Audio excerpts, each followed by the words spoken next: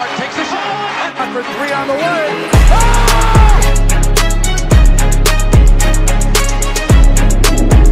Ladies and gentlemen, boys and girls, Anthony Richardson has done the unthinkable. He has taken himself out of a game, leaving the entire press to rip down on him in a way that we have never seen. Well, we have seen. This is the first time the Colts have been in the national media, really, since they had the fiasco hiring Jeff Saturday, which was a complete fiasco. But Anthony Richardson, I have been saying this all along, and I don't want to say I told you so, but nobody listens to what this guy is saying.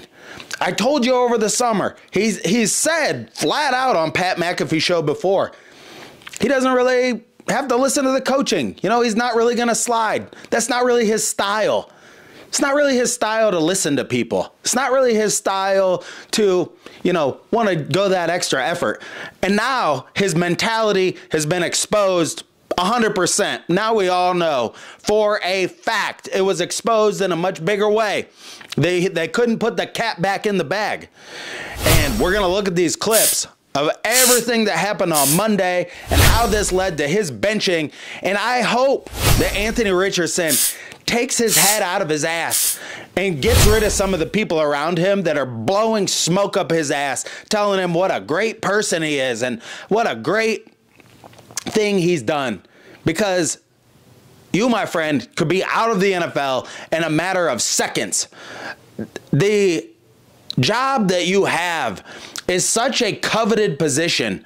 It is ridiculous that you're saying the things that you're saying, because every single person in America would kill and are killing to try to get into the position that you're in.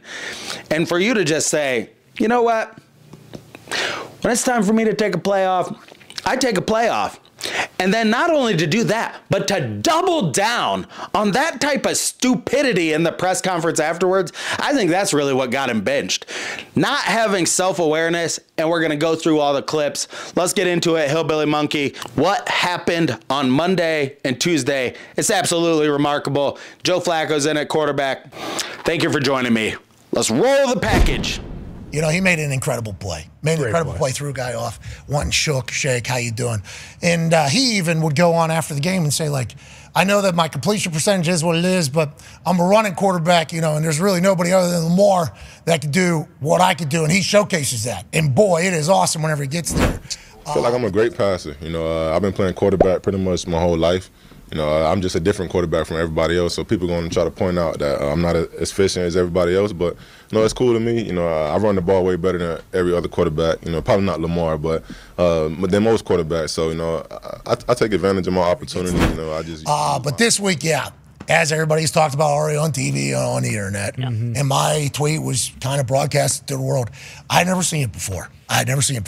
So when a guy taps out of a game, big third down. AFC South championship basically on the line here for the lead in the division. Everything that we've been this year. Richardson came out of his mouth and said that in the post-game press conference, that you were too tired. I'm pretty tired.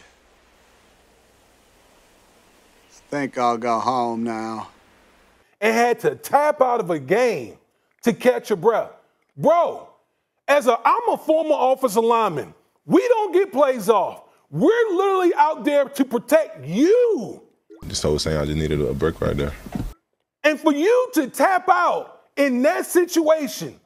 Massive game. It's Houston Texans. Normally, this second game between these two teams at the end of the year, because there's a lot on the line. Guess what? There's a lot on the line right now, especially whenever you talk about playoffs and moving forward. He makes a massive play. Takes a big-time shot there, but bounces up. This guy's tough.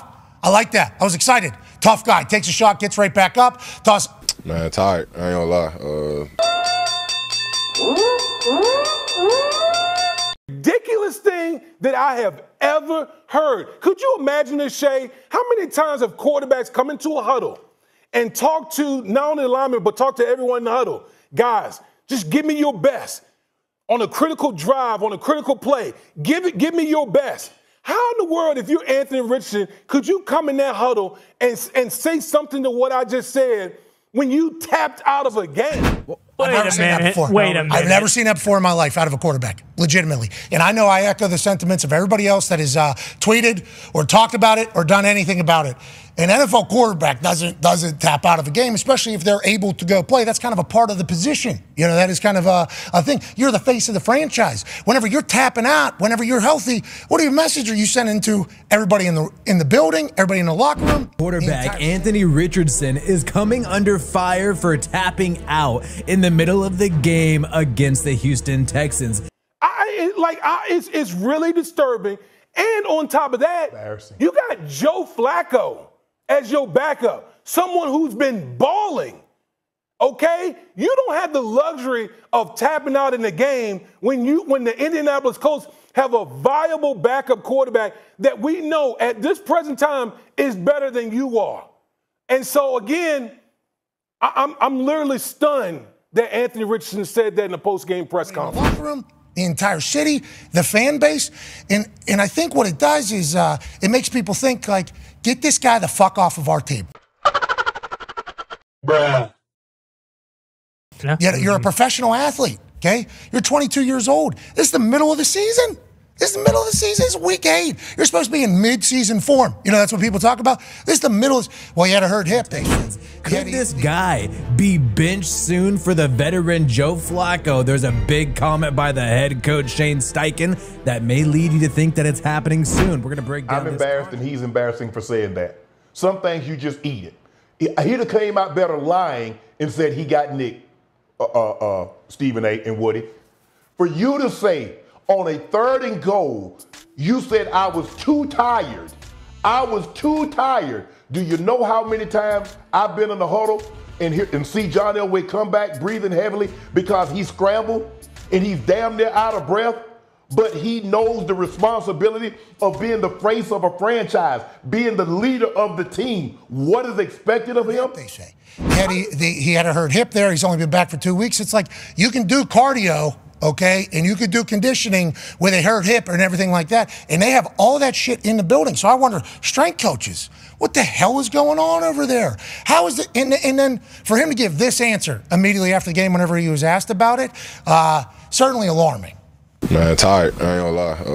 That was a lot of running right there that I did, and I don't think I was gonna be able to go that next play. So I just, just told Sam I just needed a break right there. Did he think he was gonna get a pop early too? Because he said, "I'm not even gonna lie." Smile. Thought he was gonna get a pop from everybody. Yeah. It's complete opposite reaction. It is not a pop at all. It's like, hey, you seemingly think that we're lucky that you're a Colt, Bob. Complete opposite. How do you think guys gonna look at you? Do you think guys looking at him the same way today as they were before he said what he said, Woody? No. Absolutely not. Absolutely not. Hey, again, you remember what he said, Stephen A., that the NFL is easier than college? I don't remember him tapping out in college. I saw you tap out yesterday, bro. That's a bad look. That's a horrible look. And I know he's been the most athletic person, and he's a cool dude, nice dude. Whenever he was in, he was really nice to us. But it's like everything he's ever done, I assume he's been able to just kind of waltz his way out there and have success. You'll get your ass fired, brother. And everybody, and I think I heard Rex Ryan say that this morning, everybody in Colts fan base is basically having to buy into the fact that even though tired, I ain't gonna lie. That was a lot of running right there that I did, and I don't think I was gonna be able to go that next play. So I just, just told Sam. Dead last by 13 points, 44.4% completion percentage. Dead last by 15 points, 5.3 interception percentage. Second worst. Only Mr. Mayonnaise himself, Will Levis, is worse in the National Football League. And there's every opportunity that the other team gives you. Even though we've paid everybody this year, and we have a good team, and we could have been in the lead in the AFC South right there. For sure. Okay?